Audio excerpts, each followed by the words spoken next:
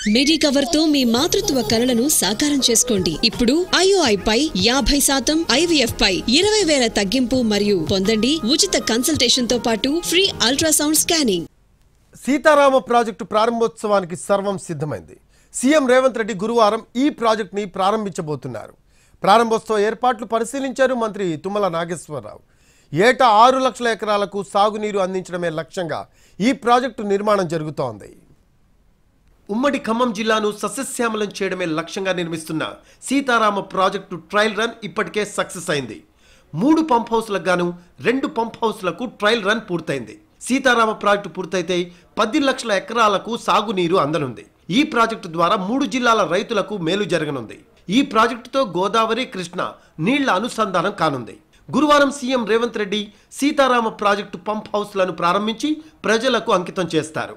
1,75,000 ఎకరాలకు సాగునీరు విడుదల చేస్తారు. కాంగ్రెస్ ప్రభుత్వంలో పూర్తి కాబోతున్న తొలి ప్రాజెక్ట్ ఇదే. సీతారామ ఎత్తిపోతల ప్రాజెక్టు ప్రారంభోత్సవ పనులను పరిశీలించారు మంత్రి తుమ్మల నాగేశ్వరరావు. సీఎం రేవంత్ రెడ్డి చేతుల మీదుగా సీతారామ ప్రాజెక్టు పంప్ హౌస్లను ప్రారంభిస్తారు. దీంతో పనులను పర్యవేక్షించారు మంత్రి తుమ్మల.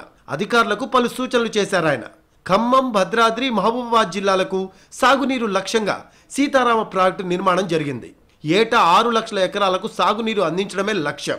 2026 ఆగస్టు 15 నాటికి ఆయకట్టులోని ప్రతి ఎకరాకు నీరు అందిస్తామని తెలంగాణ ప్రభుత్వం చెబుతోంది.